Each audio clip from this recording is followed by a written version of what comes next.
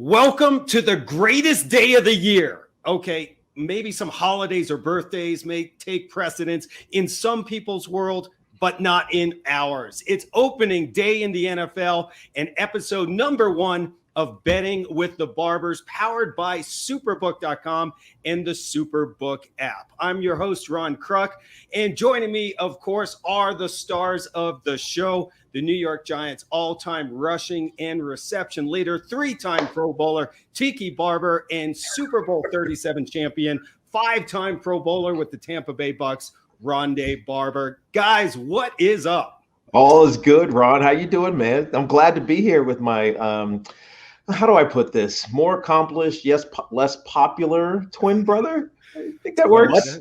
Much more accomplished, much less popular, but definitely the better looking of the two. Dude, we're twins, bro. We're exactly the same. How can you even say that? I'm clean shaven, you're bearded. I think it's just a preference. I think the beard makes me look stately and more sophisticated. I'm just saying. Old. And we come out firing just like that. I'm expecting more banter from you two like that. It's kind of like me and my younger brother. We do the same thing. I love it, guys. But hey, thrilled to be here with both of you.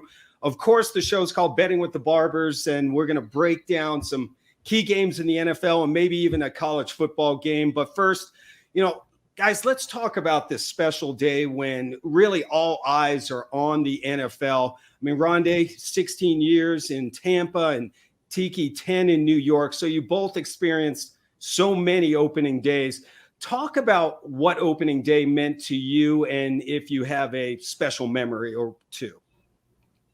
Yeah, opening day was always amazing because every team has a chance on opening day. Even if you're projected to be bad, you still have a chance. And I'll never forget my very first opening day, which was in Giants Stadium. I was a rookie starting, and it was rare back then for rookies with the New York Giants to start. And we played what would become my biggest rival, Philadelphia Eagles. And I can remember it like it was yesterday. We walk out, there's 76,000 people screaming. They're introducing everybody. And in the elation, you could feel it in the air. And I actually had a pretty good day. Rushed for about 80-something yards. He caught a big pass down the left sideline, and we ended up beating the Eagles.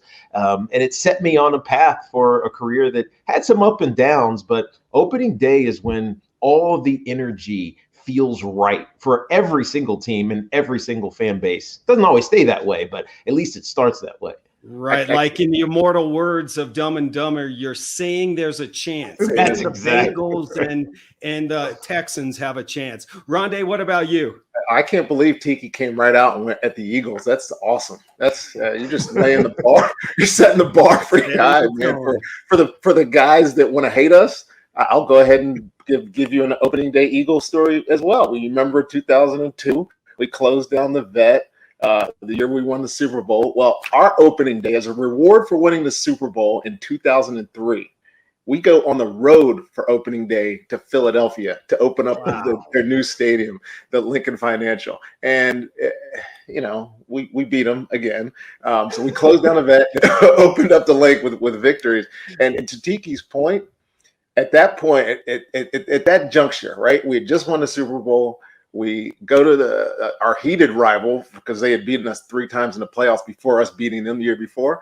We couldn't beat them, and then we beat them twice in a row. We thought we were going undefeated. So you talk about expectations at the beginning of the season. You're never high, you're never too low. Well, we thought we were going to win all 16 games, and as it turned out, we missed the playoffs, and we were one of those teams that didn't repeat as a Super Bowl champion. But yes, opening day is by far, Ron, the best day in sports to me because we anticipate the NFL for so long. For us that played in it, you spend the whole off season, and you go to the preseason, and it's only gearing up for this first game. You want to get off to a hot start and win this first game. Right. So we're finally here.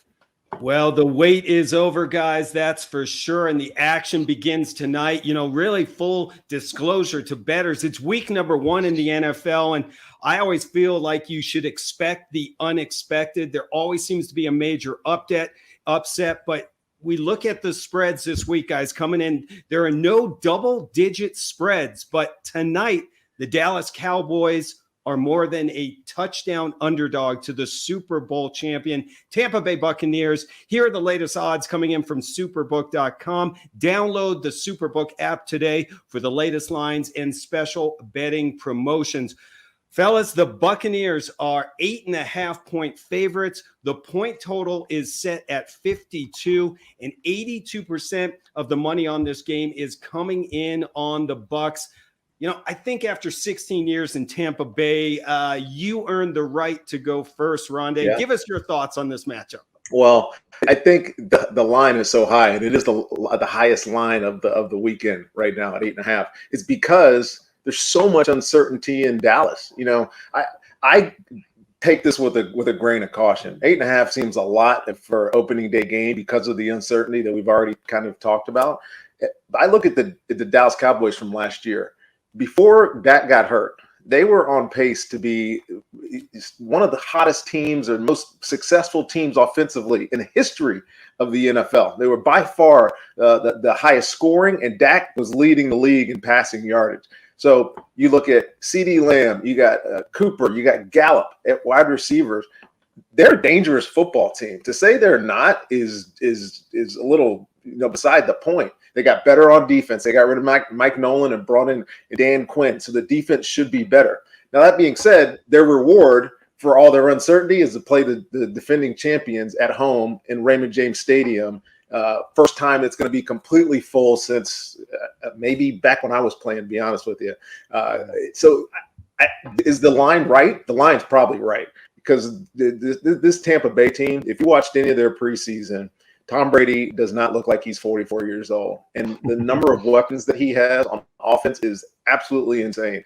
There was 2 drives that I saw when I was covering the games where he hit 5 different receivers and scored touchdowns on 7 plays. It was unbelievable how efficient that team is. Then you add to what they do on defense. So even with that talent that Dallas supposedly has on their side of the ball on offense, they got to go against one of the hottest defenses in the league at the end of last year, and it looks to me like they're even better this year.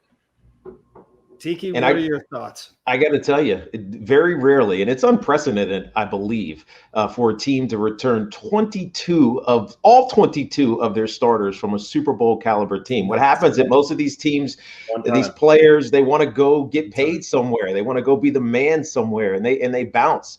But Jason Light and that front office, Greenberg got everybody back, which was amazing. Here's why that line is right and probably small. The Dallas Cowboys, to what Ronde said, were a great offensive team last year. They were an even worse defensive team last year. The scheme was bad. The players weren't motivated. And if they didn't outscore you, there was no way that they were winning. On the other side, I think Tampa is ready and primed for an explosion. When we talked to Bruce Arians a little bit earlier this week on my radio show, one of the things he said was early in the year, Tom didn't even know the playbook. And they were winning football games. So given a year of experience, a Super Bowl championship under their belt, I think getting 8 or laying 8 is an amazing line for Tampa Bay fans to take and be confident with taking. 8.5 is what it's at right now, guys. Dallas will be without their all-pro guard, Zach Martin. But as Tiki said, the Bucs returned 22 starters from their championship team, and some guy named Tom Brady leading the charge. Should be a great matchup to kick off the NFL season. Let's keep things rolling and talk about the Denver Broncos and the New York Giants. Guys, this game opened early in the season at -1, and that was before Teddy Bridgewater beat out Drew Lock for the starting quarterback for the Broncos.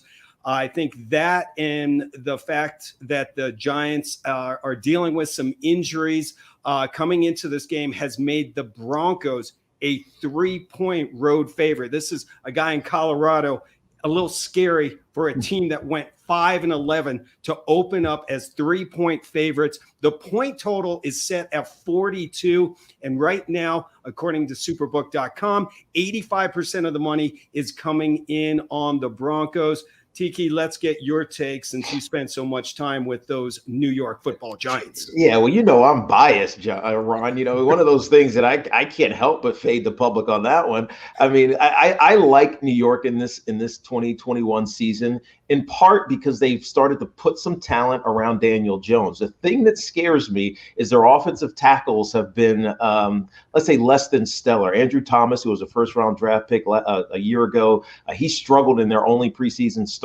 Now, granted, he was sick going into that game. He played anyways because he wanted to get some experience. Matt Pert on the other side didn't fare well either. But again, it was their first experience of this season. I believe that they'll rise to the occasion, especially with the talent that's around them offensively. Defensively, Patrick Graham, the defensive coordinator, has been very aggressive in getting after it. I like them covering this. The Giants +3 is an easy bet for me. One, because I'm a homer, but two, because I think traveling across the country with a new quarterback in Teddy Bridgewater, who was in a tight battle with Drew Lock in the offseason, is a tough proposition against a Giants team that's feeling good about themselves, even if the expectation isn't so high. Well, shocking that Tiki Barber went with the New York Giants. Breaking news on this one. Ronde, your take on the Giants and the Broncos. Well, this betting with the Barbers didn't take long for us to disagree because I do not see it. Here we go. If there's one game that I'm not excited for, it's this one. Both teams are 4 years in a row, I believe, of losing records. They can't get out. They can't seem to get out of their own way. Changing coaches in the 3-year span for the Giants. Is Denver as good as 3 points on the road? I don't know. I mean, that's to me, that's kind of an insult to your Giants, T. I'm just saying. Yes. Now, I wasn't excited about anything the Giants did in the offseason. Kenny Galladay, a wide receiver, is he going to help Daniel Jones? You hope so. They drafted Kadarius Toney to play wide receiver. But to me, if Saquon Barkley isn't healthy and isn't contributing like he did his rookie year, then Daniel Jones is going to struggle again. So that's where you start this conversation. Now, Denver, look, Teddy Bridgewater is never going to blow up the page statistically, but he is efficient. He's not going to turn the ball over. He had coming off his best year where he stayed healthy in Carolina. He threw for 3,700 plus yards, and he was really mistake-free. Where I think they're going to be better on as a team is on the defensive side of the ball. Von Miller's there. They drafted in the secondary. I don't think Denver will have a problem with New York this week, and I think that line is right. All right, so the Barber brothers disagree on Denver and New York. Listen, I like this line a lot better when it was Denver -2.5. Mm-hmm. I think this could be a real defensive battle, key being the Denver's front against the Giants' offensive line. Broncos will need to pressure Daniel Jones and get him out of a rhythm. Bridgewater will have to be exactly what you guys said, consistent, get off to a quick start. Bradley Chubb, not 100%. He's dealing with an ankle injury, but I believe he will play. Shocking, the guy in Colorado is going to go with the Denver Broncos. What was that under again, Ron? The under is set at 42 points. Sounds like two homers talking right now. But yeah, this is getting bad. Maybe we should move on, guys, and we'll take a look at the other New York team, the New York Jets taking on the Carolina Panthers. Now, TK, I know you're working that game, so Ronde will only give us his pick on this one, but we do want to get your thoughts on the matchup. Yeah, Panthers began an opening line from SuperBook.com. The Panthers were 5-point favorites just this morning. Money coming in on the New York Jets. That line has moved down to -4. So we get some Sam Darnold drama. Week number 1 as the Panthers quarterback faces his former team in the Jets against New York's rookie quarterback, Zach Wilson, who gets the start for the Jets. Tiki, as I said, you're working the game. So just give us your thoughts coming into this matchup. Yeah, I'll analyze it. You got to love the sense of humor of the NFL schedulers putting this one on purpose, clearly, as a revenge game, as they're trying to call it for Sam Darnold. But, this really, I think, is going to be about the coordinators of each respective team. Joe Brady, who won a national championship with LSU, he's all about having fun. When you do the research, everybody's going to eat. There's a reason that they drafted Terrace Marshall, his one of his wide receivers when he was at LSU. You pair him with Robbie Anderson and DJ Moore. There's some talent there for Sam Darnold to get the ball to, and of course, Christian McCaffrey, if he's healthy, is one of the most dynamic, if not the most dynamic, running back coming out of the backfield in all of the National Football League. Their defense, though, is where they can get elite. They have some great secondary players, including Jeremy Chin, who moved back to safety, and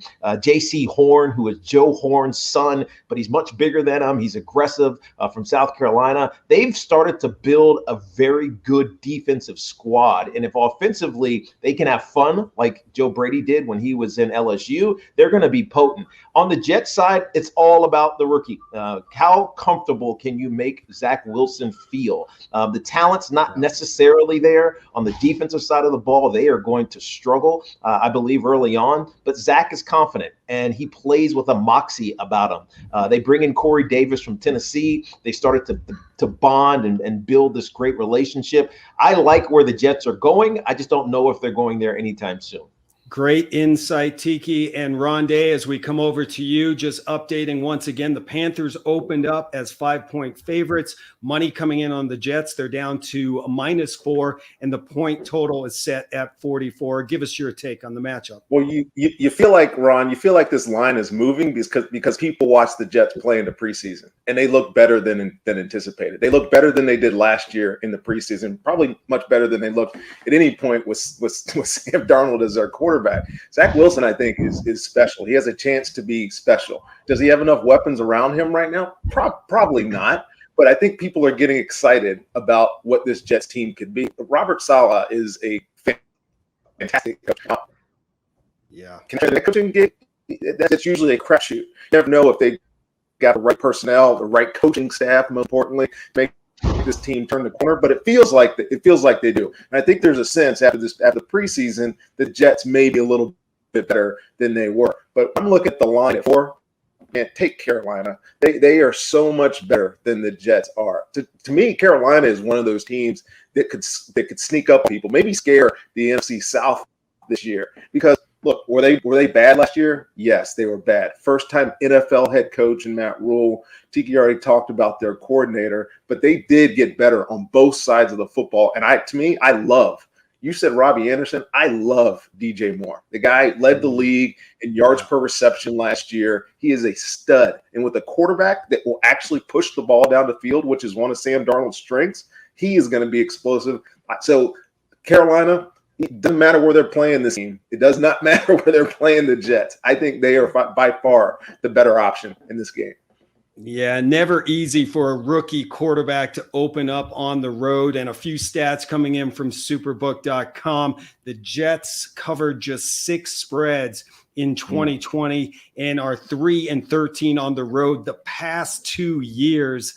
Not stats you want to hear if you're a Jets fan. Also, the SuperBook just updated Zach Wilson, though, 5-1 odds, guys, to win Offensive Rookie of the Year. He's only behind Trevor Lawrence, who comes in at 3-1. So that's the matchup in Carolina. Now it's time, guys, to pick your games of the week.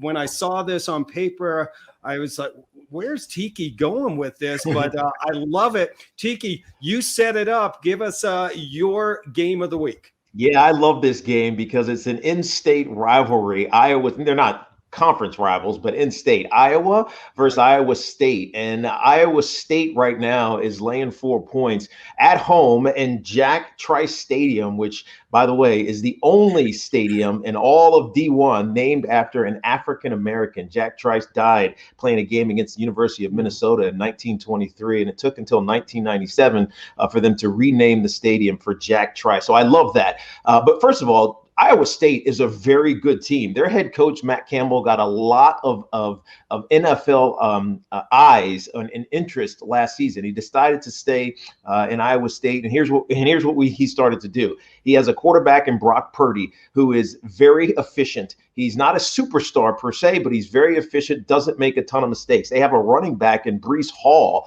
who rushed for over 1,500 yards and 21 touchdowns last year. The kid can ball out of the Big 12. As we all know, the Big 12, along with the ACC and the SEC, started their seasons regularly and played a full year. Iowa is good. We like what Kirk Ferentz has done, but they had some issues this past offseason. I know they had a huge win against Indiana in week 1. Indiana was obviously the favorite. Indiana with Michael Penix Jr. Got shut down. Michael Penix had a great season last year, but he got shut down against this Iowa defense. I like where Iowa is right now, but Iowa State, despite struggling against Northern Iowa in week 1, has all of the talent that you would want. Call it early game jitters. With them laying 4 at home, an in-state rival, I like them heavily. Something called the Iowa Corn Cy-Hawk Trophy is on the line in Ames, Iowa. And of course, Tiki Barber brought it up. I love it. There's so many stats with this game, Tiki, too. This is the first time in the 67 game history of this series, both teams are ranked. That's right. You know, the Hawkeyes are number 10, jumping up from number 18 after that win, as you mentioned, over Indiana. And the Cyclones actually fell a couple spots. They're now a number 9 after barely escaping that Northern Iowa team. Again, the numbers coming in from SuperBooks.com. Iowa State is a 4-point favorite, and the point total is set at 46. Yesterday, SuperBook.com had a 10,000 wager on the Browns to miss the playoffs that could win 24 grand. And there's the setup. I hope I didn't steal your thunder there, Ron. No. Give us your game of the week. You're going back to the NFL. I'm going back to the NFL. I'm going back to the AFC because, look, 2 years ago, the Cleveland Browns were by far the most hyped team in the NFL, and then they completely crashed and burned and came back to earth in a terrible fashion. Stefanski comes in as head coach last year, and look, this team made the playoffs. They were 11-5, and they lost in the divisional round to the Kansas City Chiefs. Right now, I go back and watch that game, and I'm like, that team wasn't ready. But if you're the Cleveland Browns, and I'm taking this from a Cleveland Browns perspective because I think 6 points is a lot to cover for the Cleveland Browns, even though they're playing at Arrowhead this game. I like the Cleveland Browns because I think this is the year where Baker Mayfield says, you know what, I am going to prove that I am one of the elite quarterbacks in the NFL. He's got Odell Beckham Jr. back. He's got Jarvis Landry. He's got a defense that drastically improved itself from a year ago. They completely redid their secondary. They got 2 guys from the Rams, John Johnson and Troy Hill, who can definitely contribute. And then they drafted a guy in the first round out of Northwestern, Greg Newsome, to play opposite corner I'm losing his name right now. Denzel Ward. They can deal with the explosiveness of the Kansas City offense. You got Tyreek Hill, Travis Kelce, right? Outside of that, Mecole Hardman, a bunch of young guys that really haven't proven themselves. To me, this is the year that the Browns, if they're going to do it, they have to do it by beating the team in the AFC that continues to derail them. And they get that team week 1. And look, we talked about this at the beginning of the show. What is the best thing about the first week of the season? You've had the entire offseason. You've had the whole preseason to prepare to win one game. Right? It's not like the rest of the season where you're reviewing the game before. You only got 5 days really to get yourself ready. You've had an entire offseason. And the last time, and the only reason I chose this game, because the last time we saw the Kansas City Chiefs, they were getting their butts throttled by the Tampa Bay Buccaneers. I was at that Super Bowl, and I said, this team has no chance to beat the Tampa Bay Buccaneers. And you knew it in the first quarter. Now, are they better? I don't know. They got an entire new offensive line. This game, to me, is the most interesting one of the week because we're going to find out who Kansas City is. And we're going to find out who the Browns are. I just think 6 points, I don't know. I think the Browns are a little bit more hungry. Ronde, it sounds like you're not only taking the Browns +6, but you might be going money line with the Browns, dude. Yeah, man. Seriously. Who knows? I mean, he's definitely on the Cleveland Brown hype train. There's no doubt about it. I mean, maybe this is a preview of this year's AFC Championship game. Could be. I love this matchup, though, Ronde. I'm with you. Browns revamp the offense. Chiefs also strong on the offensive line. Could be very interesting to see if the Chiefs still have that Super Bowl hangover or if they're able to erase the memory of that game. I agree with you. I think the Browns keep it close in this one. Maybe the old backdoor cover coming through. I'm not sure, but I think it's going to be a close game. Here are some more stats and odds coming in from SuperBook.com.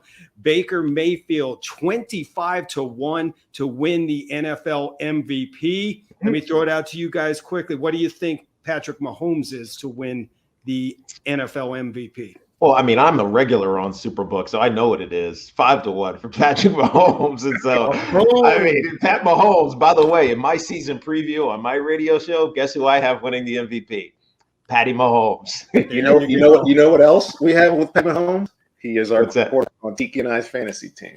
That's right. There we go. Now I get it. We paid a lot for him in that auction draft. We got an auction draft. We overspent, but it was worth it. It was worth it.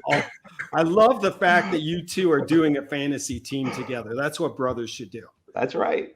Otherwise, we lose. We lose apart, we win together. Twinning, as they call it. Twinning. Yes. Twinning. Oh, man. Well, that's going to do it. We're going to wrap up episode number 1 of Betting with the Barbers. Guys, quickly, any final thoughts as we kick off the NFL season tonight?